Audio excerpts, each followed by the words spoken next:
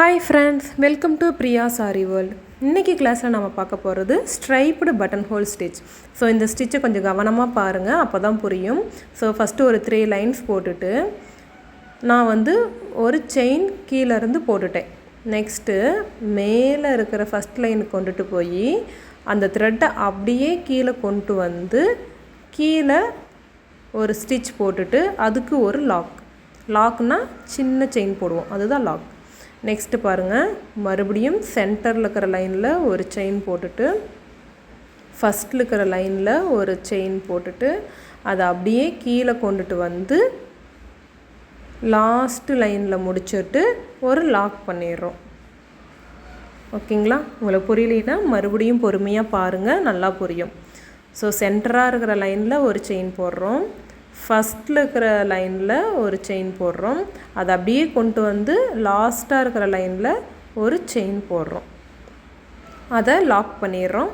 So இதே மாதிரி தான் நம்ம கண்டினியூவாக போட்டுகிட்டே இருக்க போகிறோம். ஸோ இதுதான் ஸ்ட்ரைப்டு பட்டன் ஹோல் ஸ்டிட்ச். இது ரொம்ப கிட்ட கொடுக்கணும். ரொம்ப தூரமாக கொடுத்தோம்னா நமக்கு ஃபில்லிங்காக இருக்காது. ஸோ இது ஃபில்லிங் ஸ்டிட்ச் அப்படிங்கிறதுனால நம்ம கேப் இல்லாமல் கொஞ்சம் பக்கத்தில் கொடுக்கணும். ஸோ இது வரைக்கும் நம்ம நிறைய ப்ராக்டிஸ் பண்ணனதுனால இந்த ஸ்டிட்ச் ரொம்ப கஷ்டமாக இருக்காது. ஓரளவு புரிஞ்சுக்கிட்டால் நீங்களே ட்ரை பண்ணி போட்டுடலாம். ஸோ நல்லா கவனமாக பாருங்கள். இந்த ஸ்டிட்சை எங்கெல்லாம் நம்ம போடுவோம் அப்படின்னா மெயினாக பீகாக்கோடைய ஃபெதர்ஸ்க்கு யூஸ் பண்ணலாம். பார்க்குறதுக்கு ரொம்ப அழகாக இருக்கும்.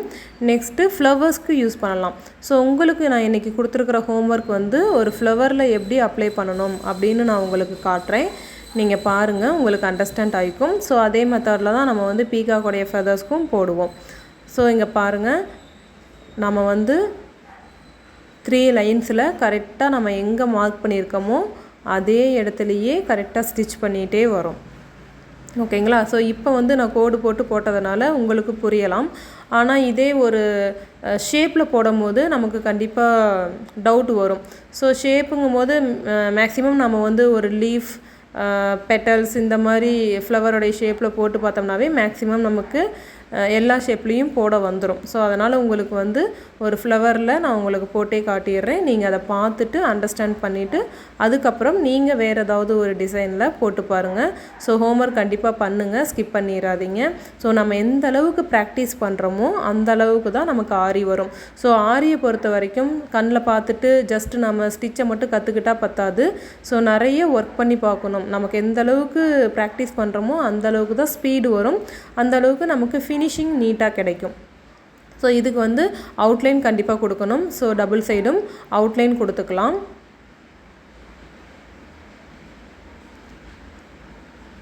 ஸோ மேலேயும் அவுட்லைன் கொடுத்தாச்சு.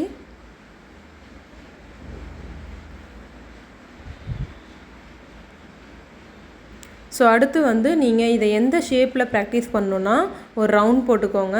ஸோ அந்த ரவுண்டை சுற்றி பெட்டல்ஸ் இருக்கிற மாதிரி ஒரு ஃப்ளவர் ஷேப் போட்டுக்கோங்க.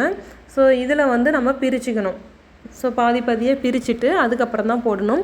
இப்போ நான் ஒரு ரவுண்ட் ஷேப் போட்டு காட்டுறேன் பாருங்கள். ஸோ ஒரு ரவுண்ட் ஷேப்பில் எப்படி ஃபில் பண்ணணும் அப்படின்னா ஃபஸ்ட்டு நீங்கள் சென்டராக இருக்கிற பாயிண்ட்டை எடுத்துட்டு அதிலிருந்து சுற்றி போட்டுட்டு வரணும். இப்போ நான் போடுறேன் பார்த்தீங்களா? ஸோ இதே மாதிரி இதில் ஃபில்லிங் கீழே நல்லா நெருக்கமாக ஃபில் ஆகிருக்கும்.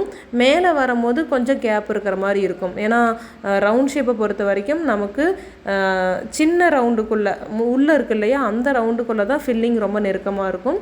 ஸோ வெளியில் இருக்கிற ரவுண்டுக்கு ஃபில்லிங் நமக்கு நெருக்கமாக கொடுக்க முடியாது. ஸோ கொஞ்சம் கேப் வரும். ஓகேங்களா? ஸோ இந்த மாதிரி ரவுண்ட் ஷேப்புக்கு போட்டு பழகிக்கோங்க. ஸோ அடுத்து ஒரு பெட்டல்லையும் நான் போட்டு காட்டிடுறேன். அதுவும் எப்படி பண்ணணும் அப்படின்னு பார்த்துக்கோங்க. ஏன்னா ஷேப்பில் பண்ணும்போது தான் நமக்கு நிறைய ப்ராக்டிஸ் ஆகும். ஸோ இதை கண்டிப்பாக ஒர்க் பண்ணி வாட்ஸ்அப் குரூப்பில் சென்ட் பண்ணுங்கள். ஏதாவது ஒரு டிசைன் சூஸ் பண்ணி அதுலேயும் ப்ராக்டிஸ் பண்ணி பாருங்கள்.